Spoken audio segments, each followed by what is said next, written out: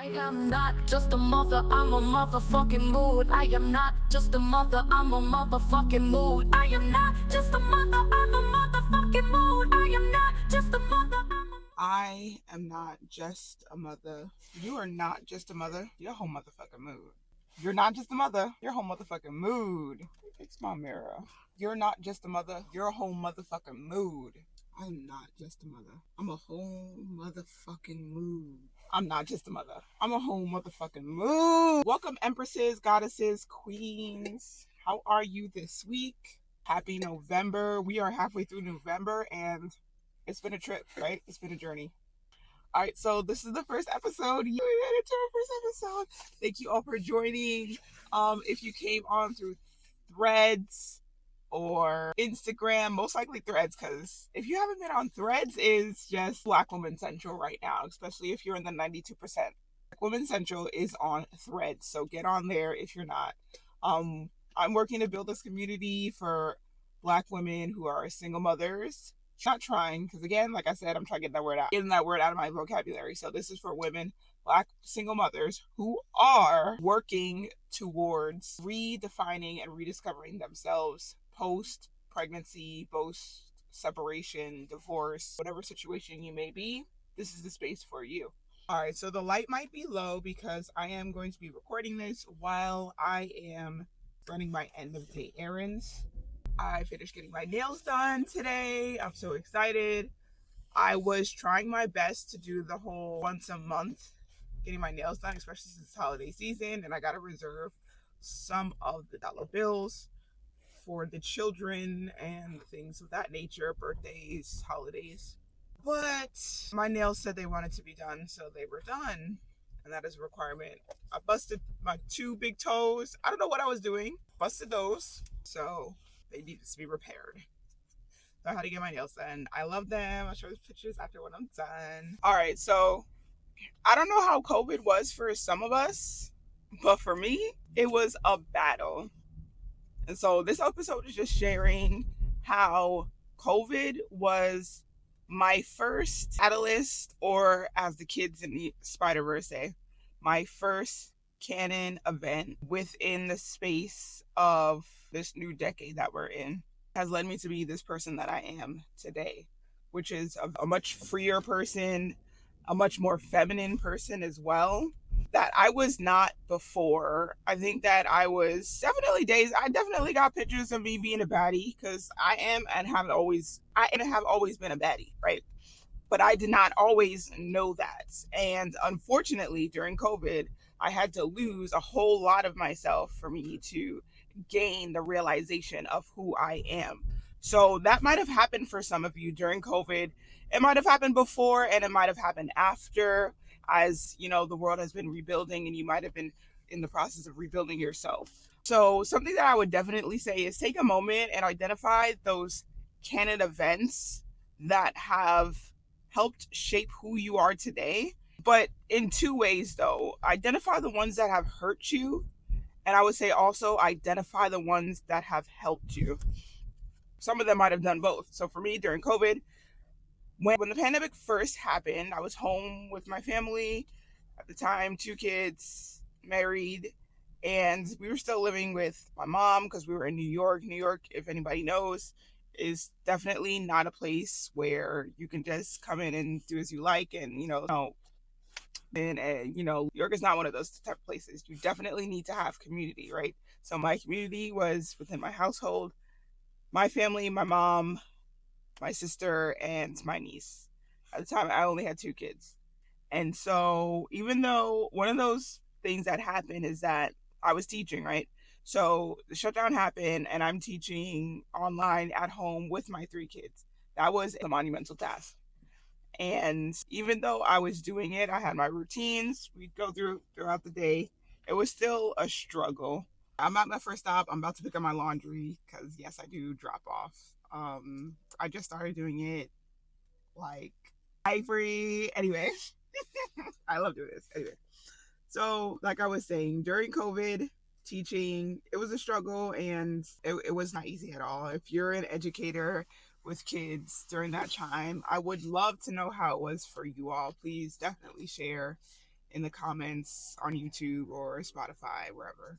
But as my first realization that this time we're living in the house, everybody's living in the house together, things are kind of, there's lots of other stuff happening in the background that I'm not going to be sharing. But the things that definitely pushed me over the edge was just being in a confined space.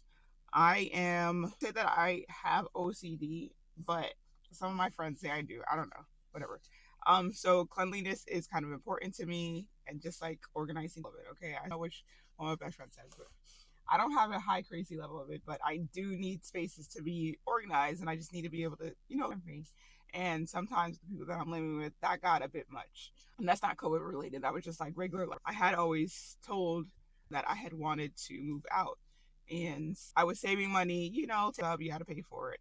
It was always me saving money. It was always me paying for these emergencies. So that was something that I noticed, that now I realized that I was always planning ahead, but I was afraid to pull the trigger of actually getting a house, because I was afraid that was afraid of a lot of things. I live with a homeowner.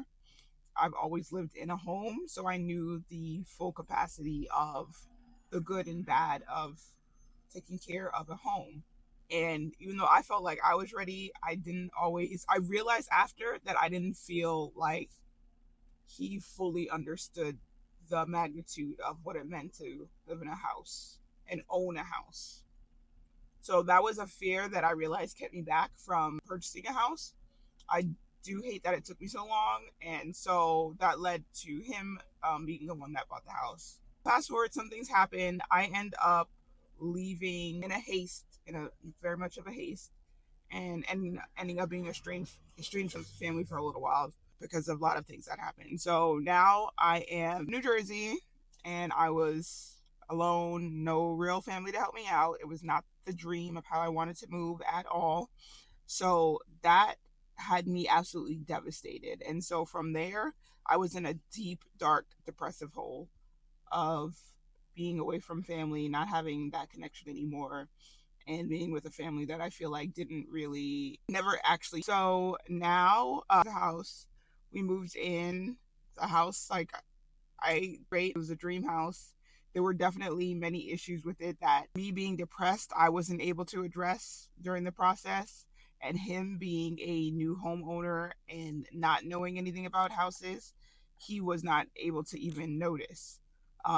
So we had to deal with a lot of issues within the house that wasn't not have had to deal with, but of was extremely isolated. I was to myself, and I had a lot on my plate. I had the kids home all day with me, and I was working as well with children. So the majority of my time was spent serving children over and over again, like 24/7, and draining. I didn't realize how depleted I was until I've taken a moment to, like, have you looked through your camera roll? And I mean, like, back when it came to me personally, looking back at my camera roll, for me, there was not a lot of fun times happening. It was just nothing but stress, stress, stress. Stuff on my face. So I ended up lightening my face. Just, it was no tell. But it was definitely not, I just did not look like myself at all. I looked like I was on my deathbed. I probably went down to, I know I dipped down below 130 at one point, and I'm 5'5", so I'm usually like 140, I'm 150. I'm like, damn, am I pregnant? But no, we at the gym. Okay, I got laundry. I'm all folded. I'm gonna say this again. If there's one thing on your plate as a mother that you hate doing, like, you absolutely, you can outsource this for the sake of your mental health, just do it. That is laundry for me. I take my laundry out. When I have money, I will have the laundry picked up and dropped off by the, there was some app that I was using. If you want to know, I'll let you know. If you need to do that for yourself, for your mental health, for your peace, if that means getting a cleaner like once every 2 weeks, do that for yourself. I'm thinking, I actually got a cleaner before. I'm gonna add that too. So that's a little side note. Anyway, back to my wake up call, right? Going through my camera roll and seeing nothing but a depressed person over and over again, that's just not cute. Of course, there was lots of fun times with the kids. That's always filled my camera roll. But when it came to, like, just looking at me, I did not know who that person was. That person, I appreciate what that person has gone through. She is still here in small little ways. But looking at it, I felt so bad for myself. Like, why are you doing this? You're just struggling, you're unhappy, and you don't want to face the reality of this unhappiness. And the way to get out of that would just be to, be because out of that unhappiness, I knew it was going to be very hard. I knew it. And that included first being honest and saying that I don't want to be in this relationship anymore. So that had to happen. Two, it also included the reality of the fact that I was pregnant and I didn't want to let it go because that hurts. More on that in another, probably in the next season, because I'm not even ready to talk about that yet. So keeping the pregnancy, doing that alone, and the fact that I needed to sell the house because it was dun dun dun foreclosure. Mind you, I work, but again, not talking about that. There was a lot happening. There was a lot on my plate that I had to manage. I made it through. I'm happy to say that. It was hard, okay? And the thing that also realized that with all the transitions that were about to happen, I knew that I could not actually spend any time focusing on like beauty. Like I needed to survive so that I can get to the point where I could focus on my aesthetic. COVID, I just kept what the biggest thing for me was that I kept to a routine to push me through. This is not something everybody can do, especially when you're in isolation.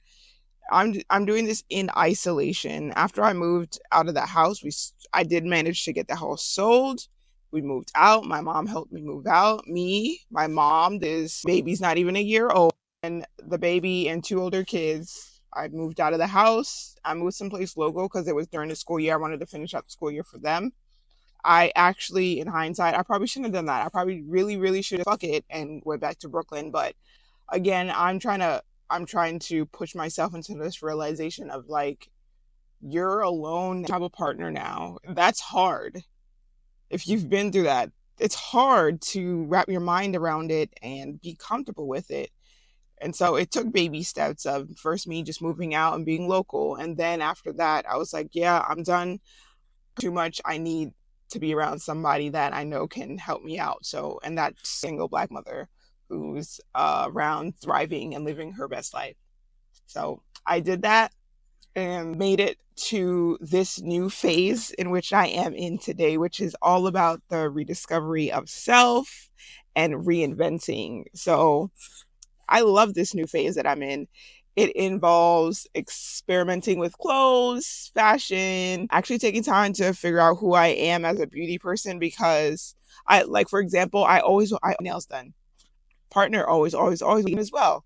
But finances, for me, I just never thought that it made any sense. Why would I spend money on getting my nails done when we have these bills, yada, yada, yada. And through those, kept speaking, I could have done the things and then they would have figured it out. But because I release control to that other person, it was hard to be comfortable with spending money on taking care of myself. When now I feel like if you're with me, you should be funding that, right? You want to be next to someone that looks a certain way, you should be funding that, not just talking about it, right? Also, on my end, if that's who I want to be, I need to make sure and instill that as a practice into the people who are around me. So even though I wasn't a practice now, my oldest daughter, especially who sees this, she's like, oh, you're getting your nails done? Great. I'm happy to see you getting your nails done, all that good stuff. And then when it's been a little while, she's like, and mind you, I've only been getting my nails done for like a year. Now I'm very proud to say I've been consistently getting my nails done. It's a lifelong dream. I know it sounds small and corny, but it is. I always wanted to do. I wanted to be a nail girly. I'm a nail girly. Yeah, now I'm a nail girly. And she'll be like, I think. So being at the beginning of COVID, I did start therapy. I switched providers a few times because I wasn't feeling certain colored providers because they were not all providers are able to relate to your experiences. There were just some anecdotals that I would share with her and she just did not get it. So I highly advise you getting therapist, life coach, all that good stuff comes from that has the same background as you, because not having it, I get it, having different personalities and perspectives is valuable. But when it comes to the Black female experience, especially in America, Apparently only 92% of you understand. So that's who I'm going to go with, because the allies cannot be trusted. Moving on. Being pregnant and depressed was definitely a canon event. First, there's just the pregnancy part where I'm pregnant, I'm going to work, and I'm home with the kids. For the most part, I want to say that I was definitely doing it by myself. There wasn't anybody like he was there. I also was not interested in accepting help. So I did not, when he offered help, I just chose to do things on my own because I knew that I was in the process mentally getting ready to be on my own for real. And I know it doesn't make any sense. Like, I could help and use the help that was offered, but I just did not want to be dependent anymore and want his help, if that makes any sense. So after the pregnancy, 2 weeks in, it was like official for that we were done. So I was newborn. I had 3 kids. I was doing that by myself. And I'm a teacher, so I took off. I had the summer off, and I had the 2 months before. She was born in May. So like a month at the end of the school year. That was all alone. This is a lot, right? Being pregnant and alone, if that is something that you're doing, please find community somewhere, where if it's with your family or if you need to find a circle, or come talk to me. Like, it's not that anybody should do willingly. I'm speaking from my experience. Solo pregnancy is difficult. No matter what any influencer might say, it is not easy to be doing that. The physical changes, the mental changes, the financial changes, to do that alone and manage it alone, whether it's your first or your 10th, find community, okay? Moving out, I'm constantly pulling at the superwoman within me to push me through these moments. I get through by, I think my coping mechanism would be definitely detaching from self in order to manage what's going on, and then reconvening after, doing stuff like, hey, are you alive? Yeah, no, gonna keep moving. So burnout is going to happen, and burnout definitely did happen. I was able to stave it off by I had a routine, but the minute those kids were in bed, when we moved into the new place, it was much smaller than the previous house. There was no room. I went from 5 bedrooms to, on paper, 3 bedroom. It really wasn't. It was more like a 1 bedroom with 2 large closets. It wasn't enough space for me and 3 kids. And I didn't have the amenities that I had before. Even those T-Mobile hotspots, I had those hotspots from school that gave you a certain amount of space. It was all I'd say without crying about it, because it feels like another lifetime. And every time I reflect on it, I have to have this list of all these done at my lowest. That was that period until I made back to my mom's. I consider all that the lowest of my life. Like I said, being Black, female, pregnant, place in America is hard, and do it alone is any kind of situation I would wish anybody to have. Even if you are my deepest enemy, it's not something that I want anybody to have. Community is necessary for that time. Female community is even more necessary during that time, so please make sure you have that for yourself. So I want to just share some tips for moms if you are in that space. Number 1, definitely accept help when it's being offered. You don't need to be the strong Black woman all the time. That is a trope. It is not the truth. Anybody who said that they are is a goddamn liar. That's how I feel about it, okay? You're a help. I don't care what that help looks like, but get some help you're comfortable with, of course. Friends, family, reach out, ask for it. If it's being offered, accept it. It's being offered for a reason, especially if it's from another Black woman. We know exactly what you're going through. You can say you're good all you want to, boo, but if I can relate, then I know that you're not. And I'm going to be here for you in whatever way that I can be. If it's even just sending a couple dollars your way, or, sending you from point A to point B, because the stupid things that I've done from pride of just not wanting to accept help was crazy. Now, of course, if there's somebody that you don't feel like accepting help from, you're allowed to be prideful and move accordingly. But for safety reasons, especially if you are pregnant or you just had the baby, accept the help for your safety and the baby's safety. Process. My other tip would be just to recognize roles and expectations that no longer serve you. So for a time, I had to recognize that I could not spend any time with certain people because that was mentally draining, or I could only spend a certain amount of time with certain people because it was mentally and physically draining. Know your limits, your boundaries, know thyself. That quote, and I will always and forever say that the oracle said it to me. So, to Neo speaking to me too, she's speaking to all of us.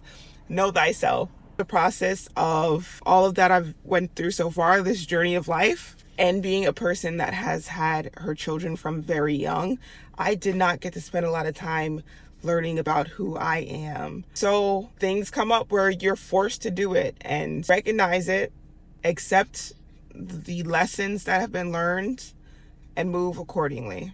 So my last tip would be to take care of yourself. It's not selfish. Spiritually, that means just taking a bath. It says taking care of yourself doesn't have to be expensive. You can take a bath, go on a walk, with nature, right? Meditate. These are all free elements for taking care of yourself. Play in your hair, right? Rediscover, your hair texture, because that's a thing that changes before, during, and after pregnancy. Your hair texture changes. The density changes. Take your time and rediscover those pieces about you that have been changing through all of the ups and downs that you have gone through recently.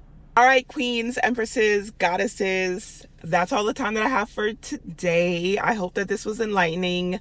I shared a little bit about me. I'm opening up to you all, and I hope you are getting a better understanding of the space that I'm trying to create here for women, Black mothers who are single and just trying to navigate life to the fullest of their ability. If you feel so inclined to and share, how was your time during COVID? What got you through? I know from my small community of friends got us. That's what got us through, doing constant check-ins and seeing each other. So please take care of yourself, and I'll see you next time. Of course, it has red raspberry in it because I need that. It keeps me calm. It keeps me level. It addresses the hormone imbalance that can occur during your different stages in your cycle. So if you're not on it, get on it. Thank you to Lotus Aloba. She's always advocating for the red raspberry tea to add it. Know your cycle. Know yourself. Know thyself. And then, again, this is the okra water. I made it. Let me tell you, it works. Okay, if you're to do it for it. Anyway, you want to mix with the cranberry juice for just, clearing. So I'm together. It's amazing. That's the first time I mix it with the cranberry juice, and it's smooth. A lot of people who have texture issues, mix it with juice, mix it with your pineapple juice or with your cranberry juice. That's what I would recommend personally.